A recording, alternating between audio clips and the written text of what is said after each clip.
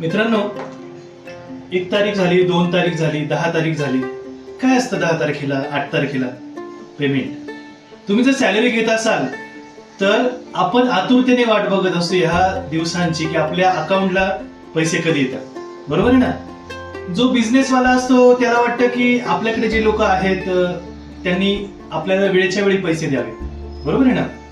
परंतु आपण हा विचार करतो का कधी? आपला दूधवाला असेल, आपला भाजीवाला असेल किंवा आपण ज्यांच्याकडे रतीप लावलंय त्या लोकांना आपण वेळच्या वेळी पैसे देतो का?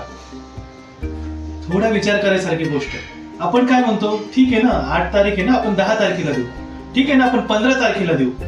दूधवाल्याचे पैसे 2 दिवस लेट झालं तर काय हरकत आहे? किराणावाल्याचे पैसे अजून 3 दिवस लेट दिलं तर काय अडचण आहे? पण जेव्हा आपल्याला आपली सॅलरी वेळच्या वेळी नाही मिळाली तर आपल्याला किती त्रास होत असेल? तर पैसा खूप इम्पॉर्टंट आहे मित्रांनो. सगळ्यांचे पेमेंट वेळच्या वेळी द्या. आणि लक्ष्मी कधी येते माहिती का तुम्हाला? जेव्हा तुम्ही दुसऱ्याला आनंदाने ती देता. आणि हा एकदम सोपा फंडा आहे. अप्लाय करा आणि शेअर करा. धन्यवाद.